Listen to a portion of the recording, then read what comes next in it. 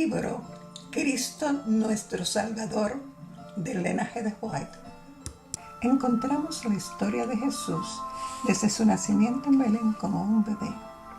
Esta nos habla de su ministerio hasta su muerte y resurrección.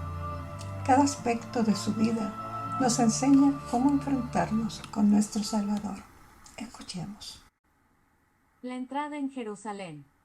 Jesús se iba acercando a Jerusalén para pasar allí la fiesta de la Pascua. Iba rodeado de las multitudes que subían también para celebrar en la capital esta gran fiesta anual. Por orden suya, 2 de sus discípulos trajeron un pollino de asna para que montado en él entrara en Jerusalén. Pusieron sus mantos encima del pollino y colocaron a su maestro sobre él. Cuando la multitud le vio sentado así, prorrumpió en gritos de triunfo que llenaban el aire. Le aclamaron como al Mesías, su rey. Hacía más de 500 años que el profeta había predicho este acontecimiento, con las palabras siguientes: Regocíjate en gran manera, oh hija de Sión. He aquí que viene a ti tu rey. Humilde, y cabalgando sobre un asno, es decir, sobre un pollino, hijo de asna. La multitud crecía rápidamente y todos se sentían conmovidos y alegres. No podían ofrecerle valiosos dones, pero tendieron sus mantos como alfombra en su camino. Arrancaron hermosas ramas de olivos y palmeras y las esparcieron ante su paso. Se les figuraba que estaban escoltando a Jesús para que tomara posesión del trono de David en Jerusalén. Nunca antes había permitido el Salvador que sus adherentes le tributasen honores como a un rey. Pero en aquella ocasión quería manifestarse al mundo de una manera especial, como su Redentor. El Hijo de Dios iba a ser sacrificado por los pecados del hombre. Su muerte había de ser para su Iglesia, en todas las edades futuras, objeto de profunda meditación y cuidadoso estudio. Era preciso, por lo tanto, que las miradas de todos los pueblos fueran atraídas hacia él. Después de semejantes demostraciones, su juicio, condenación y crucifixión no podrían ya ser ocultados al mundo. Era el designio de Dios que todos los acontecimientos de los últimos días de la vida del Salvador fuesen tan notorios y destacados que no hubiera poder capaz de relegarlos al olvido. En la gran muchedumbre que rodeaba a Jesús se encontraban las pruebas evidentes de su poder milagroso. Los ciegos a quienes él había dado la vista eran los que ahora guiaban a la comitiva.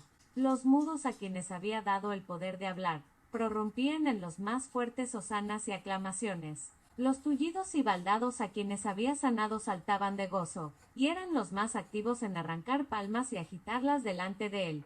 Las viudas y los huérfanos alababan el nombre de Jesús por las obras de misericordia que había hecho en su favor. Los leprosos a quienes había sanado con su palabra extendían ahora sus vestiduras sobre su camino. Aquellos a quienes la mágica voz del Salvador había resucitado de la muerte estaban también allí, y Lázaro, cuyo cuerpo había sufrido corrupción en la tumba, pero que ahora gozaba de pleno vigor varonil, iba con la feliz multitud que escoltaba al Salvador a Jerusalén. Los nuevos grupos que se iban agregando a aquella muchedumbre participaban de la exaltación del momento, y unían sus voces a las demás en vivas de triunfo y alegría que resonaban por montes y valles. Hosana al Hijo de David, bendito el que viene en el nombre del Señor, hosana en las alturas.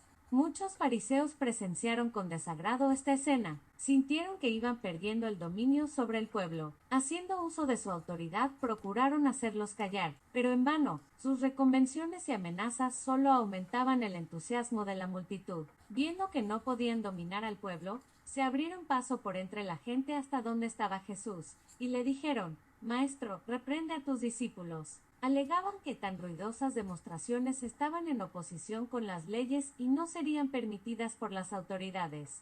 Jesús les contestó: Os digo que si estos callasen, las piedras clamarían. Esta entrada triunfal estaba ordenada por Dios, había sido anunciada por los profetas y ningún poder humano hubiera podido impedirla. La obra de Dios seguirá siempre adelante, a pesar de todo lo que haga el hombre para estorbarla o aniquilarla. Cuando la compañía llegó a la cumbre del monte, frente a Jerusalén, todo el esplendor de la ciudad se desplegó ante ella. La muchedumbre dejó de gritar, embelesada por la repentina visión de tanta belleza. Todas las miradas se fijaron en el Salvador, esperando ver en su rostro la misma admiración que todos sentían. Jesús se detuvo, Una sombra de dolor se extendió sobre su semblante, y con asombro vio la gente que estallaba en amargo llanto. Los que rodeaban al Salvador no comprendían su pesar, pero él lloraba por aquella ciudad que estaba condenada a la destrucción. Había sido el constante objeto de su afán, y su corazón se llenó de angustia cuando comprendió que pronto iba a convertirse en desolación. Si su pueblo hubiera escuchado las enseñanzas de Cristo y le hubiera recibido como Salvador,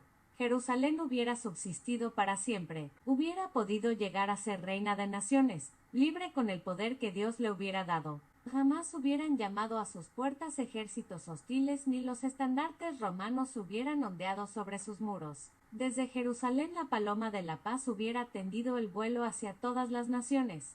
Jerusalén hubiera sido la gloria y la corona de la tierra. Pero los judíos habían rechazado a su Salvador y estaban por crucificar a su rey. Cuando el sol se hubiera puesto aquella misma noche, la suerte de Jerusalén quedaría sellada para siempre.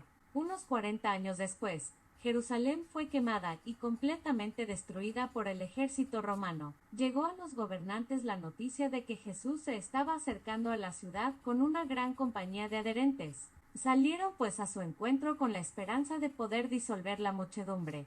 Con ademanes de gran autoridad preguntaron: ¿Quién es este? Sus discípulos, llenos del espíritu de inspiración, contestaron: Adán nos dirá que es la simiente de la mujer que ha de herir la cabeza de la serpiente. Preguntad a Abraham, y os dirá que es Melquisedec, rey de Salem, rey de paz.